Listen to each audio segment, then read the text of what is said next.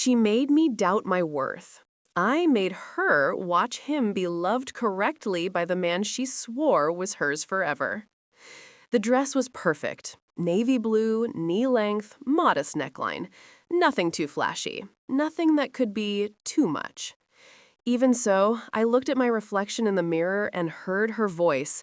"Autumn, dear, are you sure that dress isn't a little tight? Don't get me wrong, you look beautiful, but maybe something looser. Bennett prefers subtle elegance." That was 2 years ago. The dress was still in my closet, with the tag. I never had the courage to wear it. But today, looking at my reflection in the Nordstrom dressing room, wearing a red dress that hugged every curve Fiona taught me to hide, I finally understood. The voice in my head wasn't mine. It never was. "You look radiant," said the saleswoman, adjusting the hem. "Your boyfriend will love it." Boyfriend? The word still sounded strange.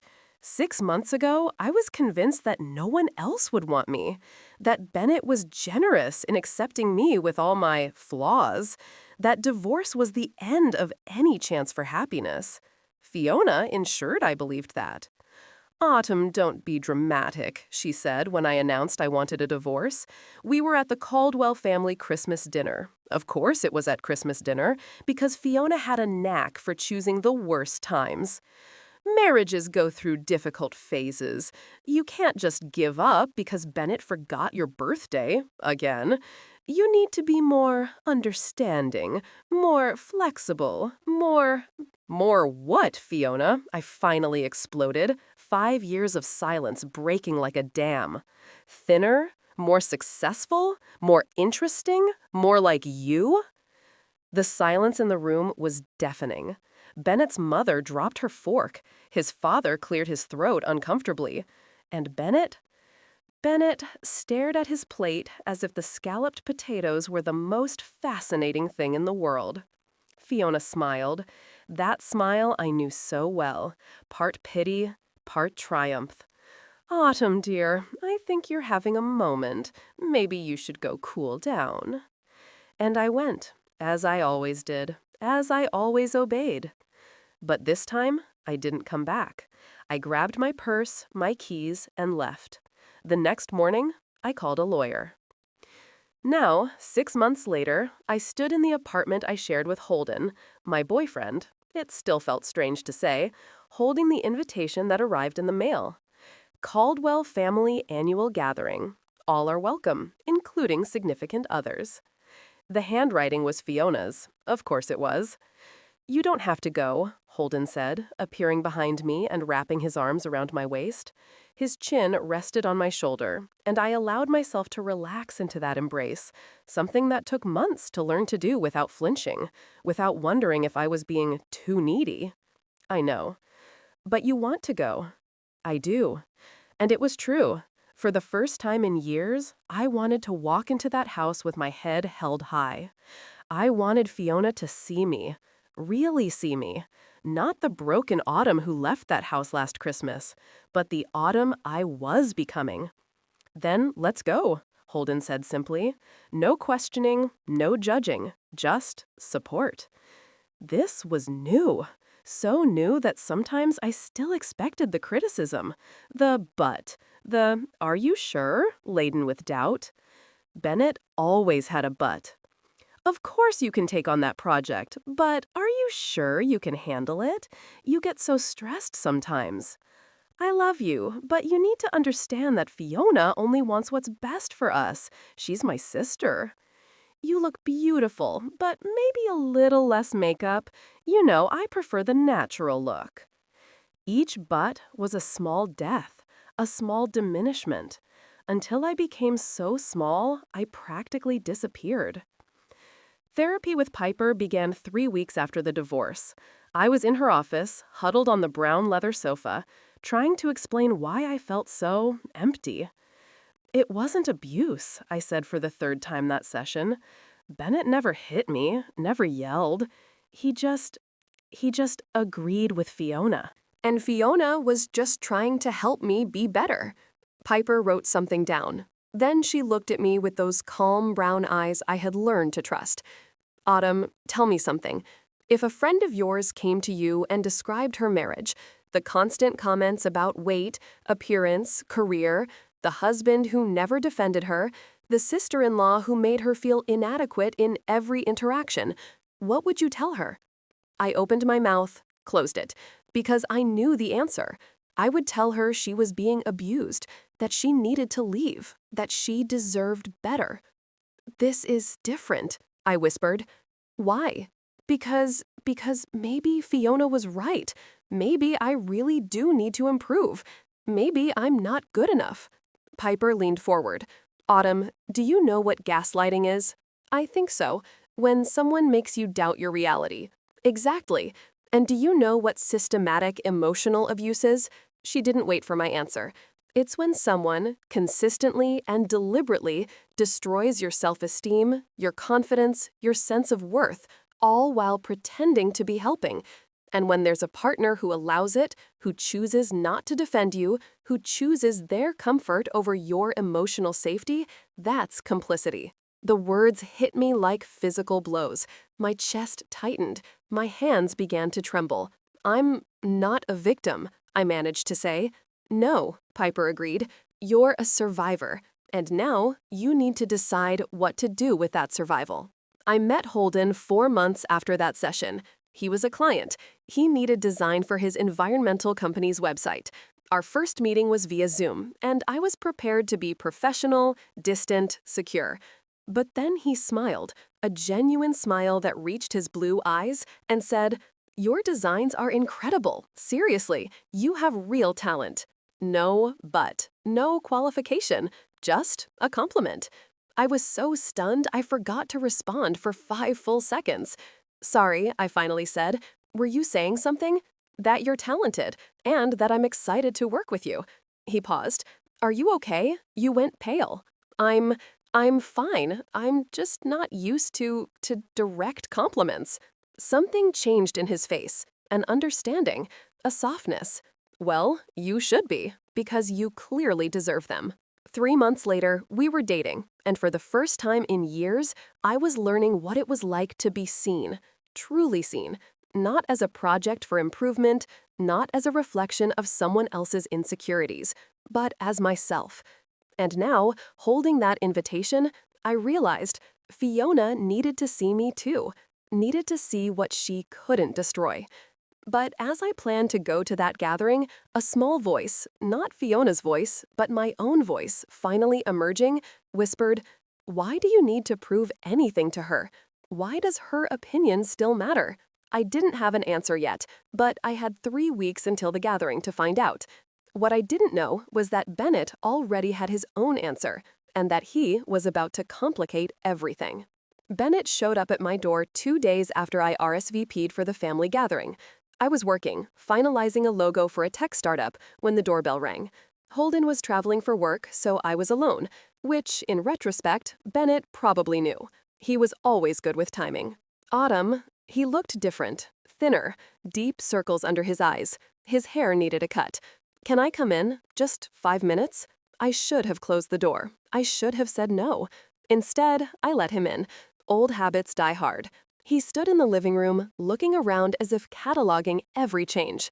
The plants I was never allowed to have. You always forget to water them, Autumn. The vibrant colors on the walls that replaced the neutral beige Fiona insisted was more sophisticated. My photos, my work, framed and proudly displayed. "You're doing well," he said finally, and it wasn't a question. It was a statement, almost an accusation. I am. I heard you're dating someone. I am. And that you RSVP'd for the gathering. With him. I did. Bennett ran his hand through his hair. That gesture I knew so well, which meant he was trying to find the right words. Autumn, I messed up. I know that now. Okay. Okay. Just okay. He looked at me and there was something in his eyes I didn't recognize.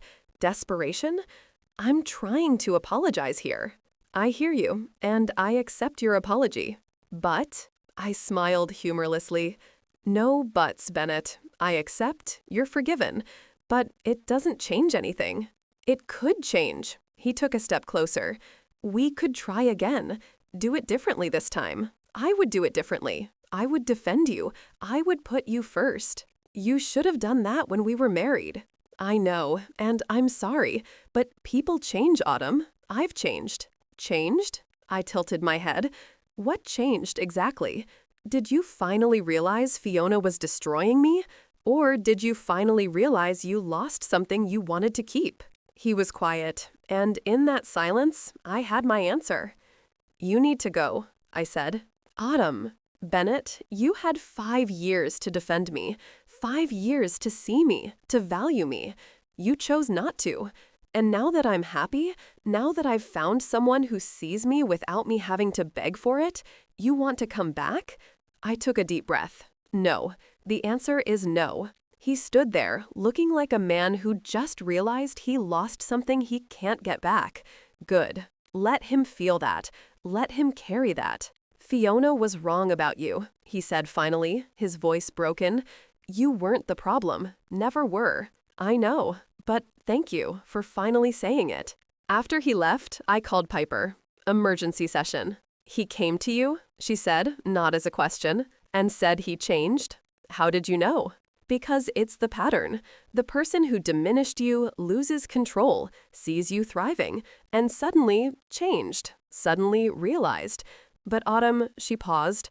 Real change takes time, work, therapy. It doesn't happen in 6 months just because you're happy with someone else. He seemed genuine. I'm sure he did.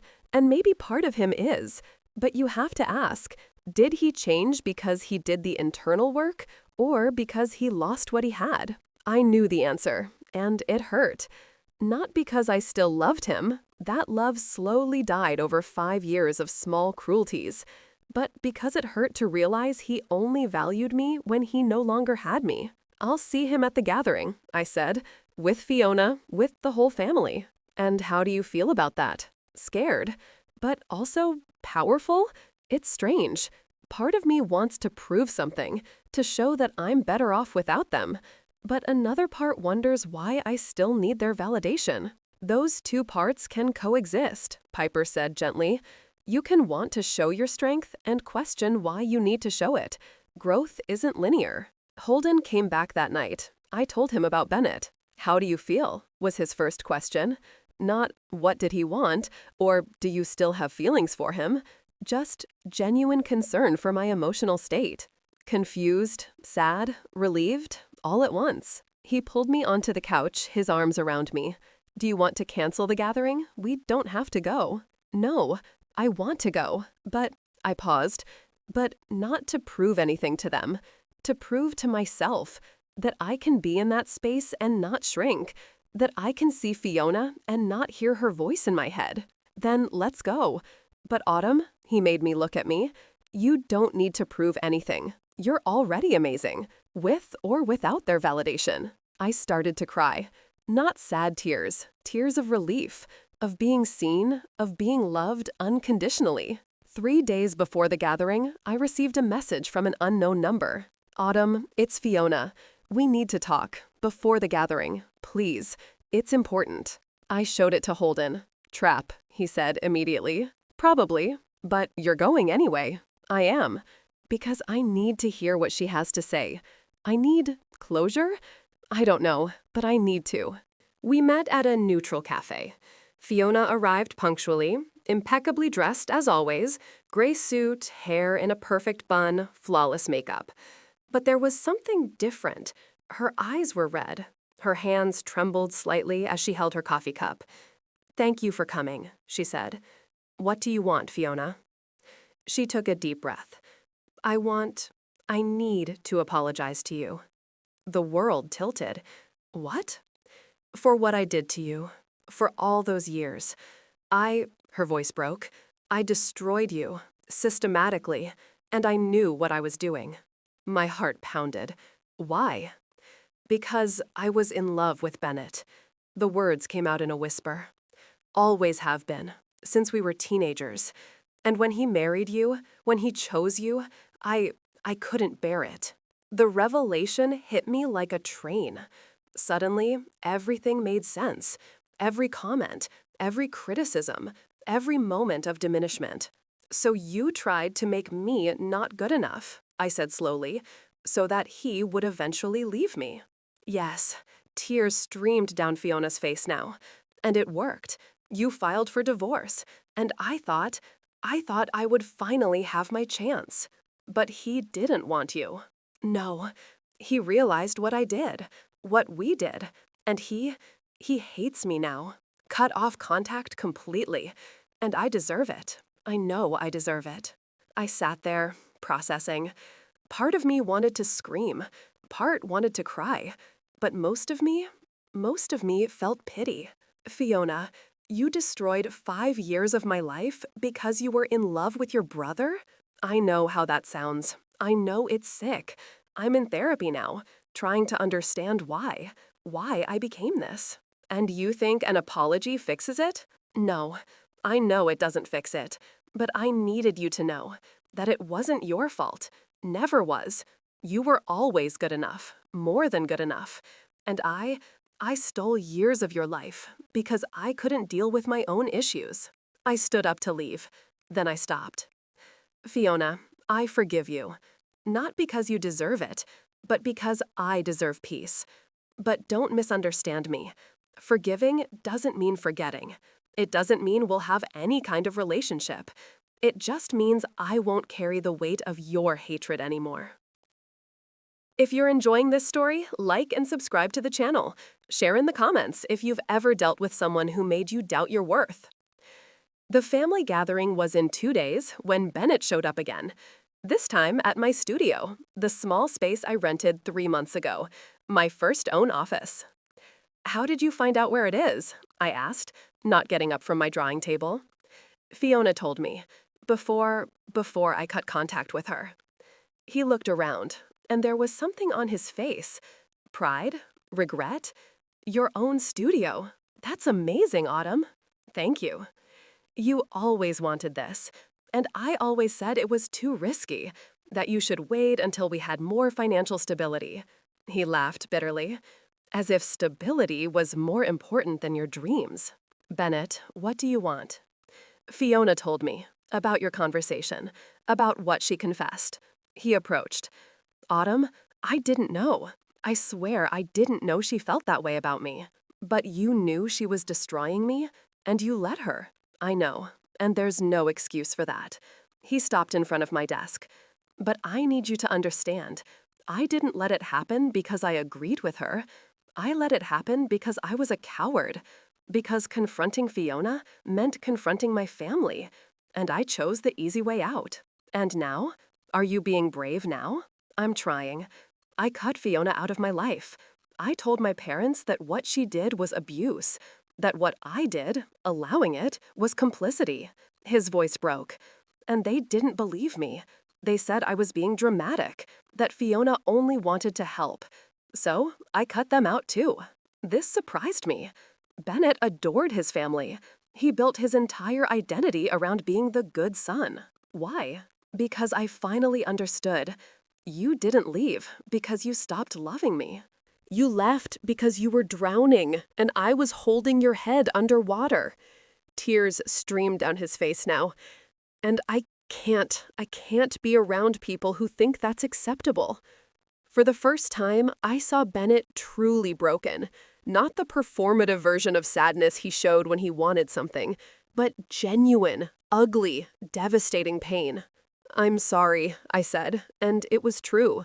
But that doesn't change what happened between us. I know, and I'm not asking you to come back. Not anymore. He wiped his eyes. I'm asking you to understand that I'm doing the work, the therapy, the confronting, not to get you back, but to become the person I should have been. That's good, Bennett, genuinely. But why are you telling me this?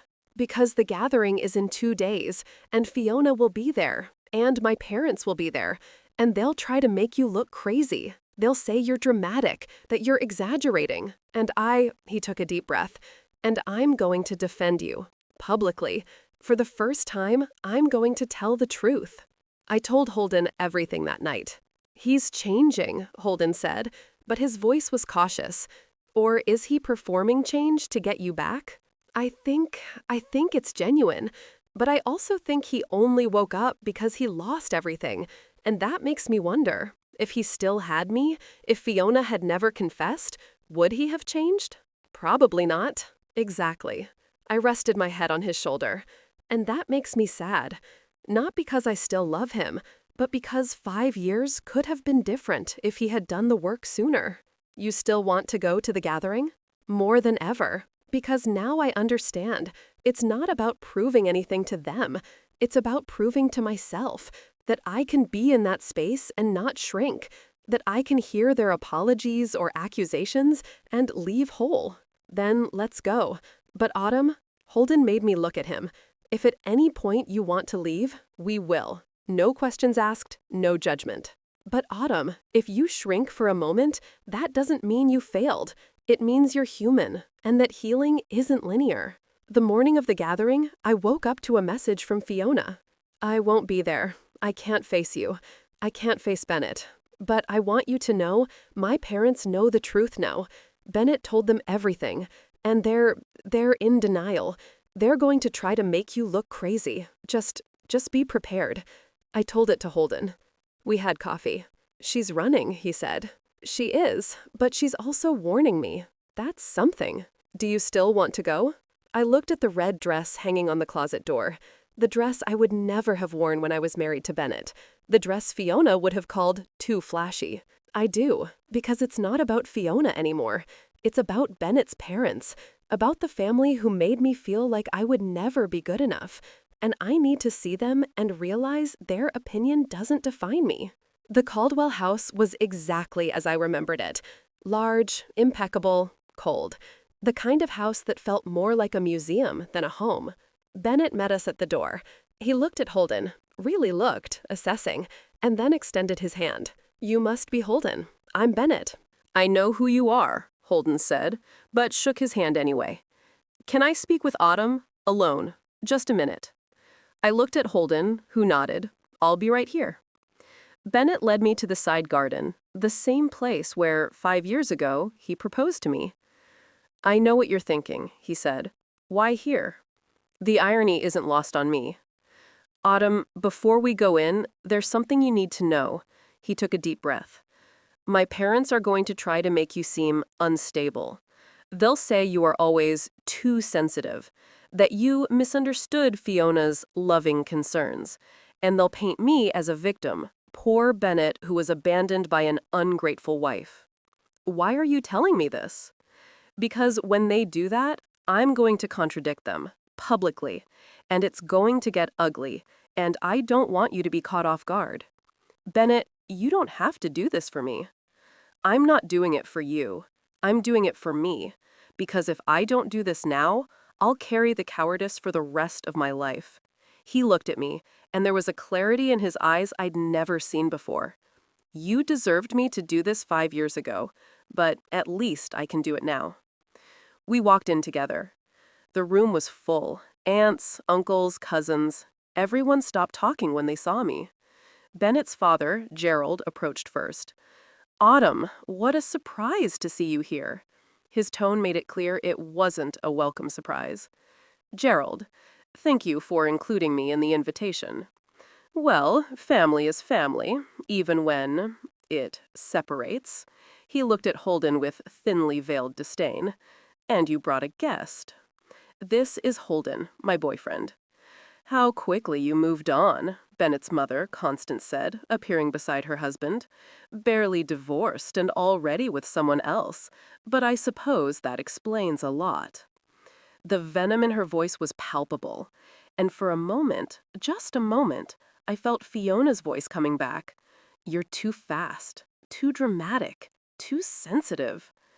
But then I felt Holden's hand on my lower back, firm, present, real, and the voice disappeared. Actually, Bennett said, his voice cutting through the tension, Autumn waited 6 months after our divorce, and considering I spent 5 years allowing Fiona to emotionally abuse her, I'd say she was generous in waiting so long to be happy. The silence was deafening. Bennett, what are you talking about? Constance said, her voice sharp. Fiona never abused anyone. No. Bennett turned to face his parents and everyone else in the room. Then what do you call constant comments about someone's weight, about their clothes, about their career, about their ability to be a good wife? What do you call making someone doubt their own reality until they no longer know who they are? Fiona was trying to help, Gerald said, but his voice was less confident. She just wanted Autumn to be the best version of herself. No, I said, my voice surprisingly firm. She wanted me to be so small that I would disappear. And it worked. For 5 years, I became smaller and smaller, until there was nothing left of me. You were always too sensitive, Constance said, but there was something in her eyes. Doubt? Guilt? Fiona can be direct, but that's not abuse. Mom, Bennett said, and his voice broke, Fiona was in love with me. She told me. And everything she did to Autumn, every cruel comment, every diminishment, was an attempt to make Autumn not good enough for me, so that I would eventually leave her. The shock in the room was visceral. Aunts whispered. Cousins exchanged glances. And Gerald and Constance turned completely pale. That's ridiculous, Gerald finally said. Fiona wouldn't feel that way about her own brother. She did, and she confessed. And when I cut contact with her because of it, you told me I was being dramatic, that I was overreacting, that I should forgive and forget. Bennett was crying now, so I cut you out too. Because I realized I'd rather be alone than be around people who think abuse is acceptable as long as it's well-intentioned. Bennett, you can't be serious, Constance said, tears streaming down her face. We're your family. You were my family, until you chose Fiona over the truth, until you chose comfort over doing what's right. I should have felt vindicated. I should have felt powerful seeing Bennett finally do what he should have done years ago. Instead, I felt sad. Sad for him. Sad for the family that was falling apart. Sad because even now, even with the truth exposed, Gerald and Constance were choosing denial. Autumn, Constance turned to me, and there was something in her eyes that I didn't expect. Fear. Do you really believe that Fiona, that she did this deliberately? I know she did, because she told me. She apologized to me, and she told me that you knew, that Bennett told you the truth, but that you chose not to believe him. Because it's easier not to believe, Gerald said, his voice broken. Because if we believe, then we have to face that we failed, that we allowed it, that we chose one child over the truth. The moment of honesty surprised me. We saw it, Constance whispered. The comments, the way Fiona talked to you. And we did nothing, because it was easier to believe she was helping, because confronting her would mean admitting we raised someone capable of that. You didn't raise that, I said, and the words surprised me. Fiona made her own choices, sick, damaging choices, but you enabled it, and that's the part you need to face. The gathering fell apart after that. Some relatives tried to change the subject, pretend nothing had happened. Others simply left, uncomfortable with the raw honesty. Holden and I were about to leave when Bennett caught up to me in the garden. Thank you. For what? For not letting me do this alone. For being here, even knowing it would be horrible. He paused, for showing me what real strength looks like. You could have stayed home. You could have let my family destroy me. But you came, and you stayed, and you were more gracious to my parents than they ever were to you. I didn't do it for you, Bennett. I did it for me, because I needed to prove to myself that I could be in that space and not shrink. And you didn't shrink, not one bit. He looked at Holden, who was respectfully waiting a few feet away. He loves you. I can see it. And not the way I loved, with conditions and buts. He just loves you. He does. I'm so sorry. For everything. For every moment I made you doubt yourself. For every time I chose Fiona over you. For every but I put after I love you. His voice broke completely. You deserved so much better. And I hope that one day you can look back and not just feel pain, but also gratitude for having left, for having found someone who sees you. I already feel that, I admitted. Not gratitude for what you did, but gratitude for having found the strength to leave, to rebuild, to become this. In the car, Holden held my hand. You were incredible, he said. I didn't feel incredible. I felt sad for all of them, trapped in their own lives. You can feel sadness for them and still acknowledge your own strength. Both things can be true. I looked out the window, watching the Caldwell house disappear in the rearview mirror, and I realized I didn't need their validation. I didn't need them to admit they were wrong. I didn't need a public apology. I just needed to know, really know, deep in my soul, that I was always good enough, that the problem was never me. And now I knew. 3 days later, I received a letter from Constance. Autumn, I don't expect you to read this. I don't expect you to reply. But I need to say, you were right about everything. Fiona confirmed it. She's in intensive treatment now. Not just talk therapy, but residential treatment for an undiagnosed borderline personality disorder. We failed you. We failed Bennett. And we failed Fiona by not being able to see that she needed help years ago. I'm not asking for forgiveness. I'm just acknowledging. You deserved protection. You deserved to be defended. And we chose comfort over doing what was right. I hope you are happy, truly happy, the way you never could be in this family. With regret, Constance. I showed it to Holden. How do you feel? He asked. Relieved, sad, closed. I folded the letter. She acknowledged it, and that's something. It doesn't fix it, but it's recognition. Will you reply? No, because I don't need to. She said what she needed to say, and I heard it. And now I can truly move on. 6 months after the family gathering, I opened my first art exhibition. Not graphic design, real art. Paintings I created during therapy, each representing a stage of my journey. The centerpiece was a self-portrait, me in a red dress standing in a field of wildflowers. But it wasn't realistic. It was abstract, with vibrant colors bleeding beyond the lines, free, wild, uncontained. Below, the plaque read, "Blooming after winter." Holden was by my side when the doors opened. Piper came, some clients who became friends, and, to my surprise, Bennett. He stood in front of the self-portrait for long minutes. Then he approached me. "Is this how you feel now?" he asked. "It's how I always was. I just needed to remember. I never saw you like this when we were married. I saw you as an edited version, safe, contained, comfortable." He looked at the painting again. "But this is who you really are, and I missed that because I was too busy trying to make you fit into a box." "Are you okay?" I asked, and it was genuine, not because I still loved him, but because there was something liberating in genuinely wishing well for someone who hurt you. "I'm getting there. Therapy 3 times a week. I cut contact with my parents. They're still in denial about Fiona. But I'm doing the work." He paused. "And you? Are you happy?"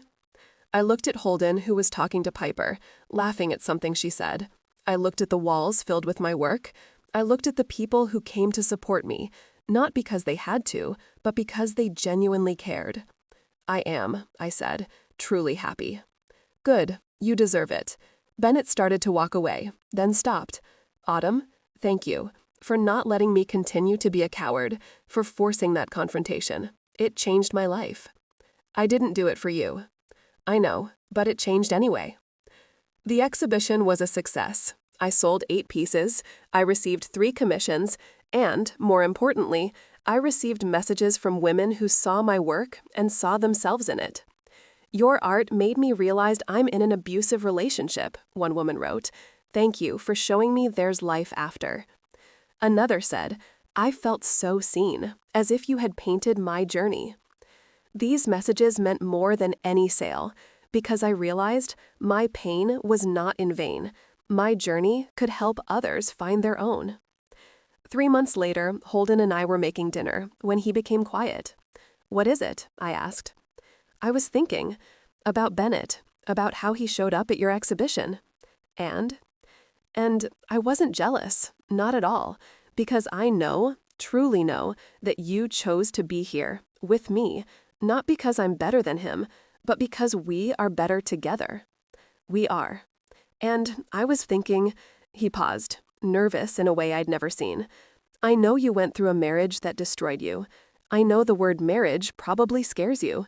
But Autumn," he took my hand, "but I want to spend my life showing you what it's like to be loved unconditionally, without buts, without diminishment, just love, real, messy, imperfect, but genuine." My heart pounded. "Holden, I'm not asking now. I'm just letting you know that when you're ready, if you're ready, I'll be here, waiting.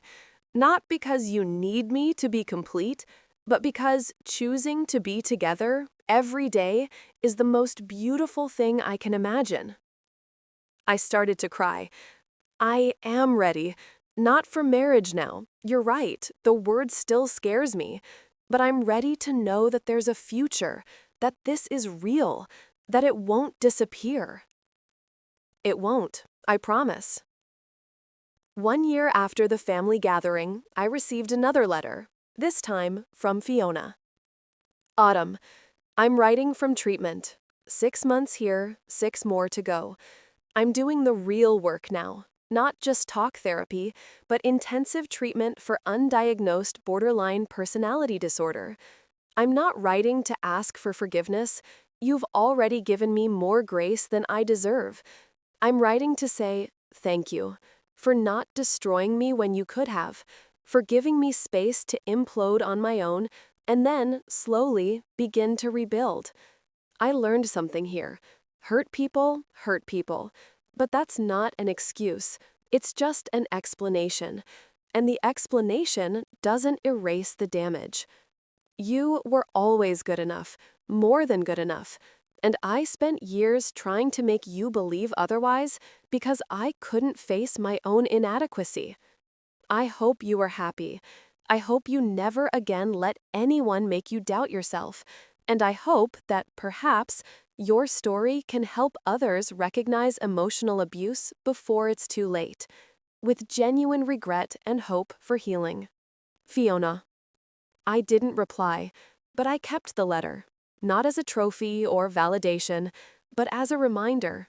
People can change, but they have to do the work. And the work is long, painful, and doesn't guarantee reconciliation.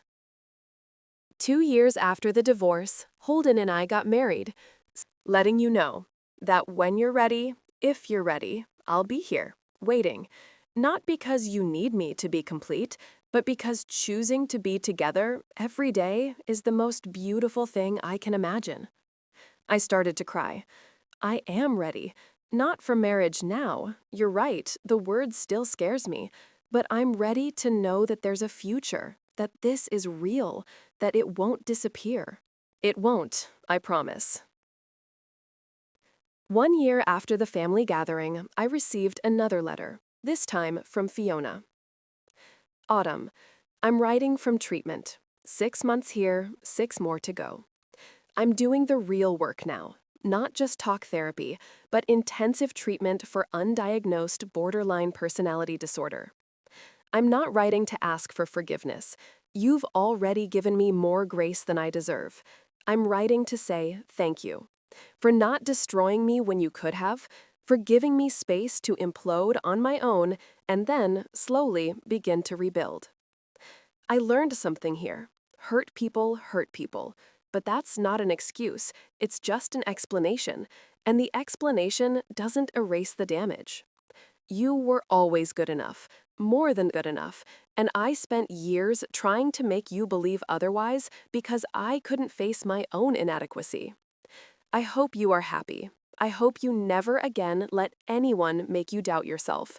And I hope that, perhaps, your story can help others recognize emotional abuse before it's too late. With genuine regret and hope for healing, Fiona." I didn't reply, But I kept the letter, not as a trophy or validation, but as a reminder. People can change, but they have to do the work, and the work is long, painful, and doesn't guarantee reconciliation. 2 years after the divorce, Holden and I got married. Small, intimate, just Piper, a few close friends, and my family. Bennett wasn't there, but he sent flowers. The card read, "To new beginnings and love that elevates, not diminishes." During the vows, Holden said something that made me cry. "I promise never to make you doubt your worth. I promise to see you, truly see you, every day.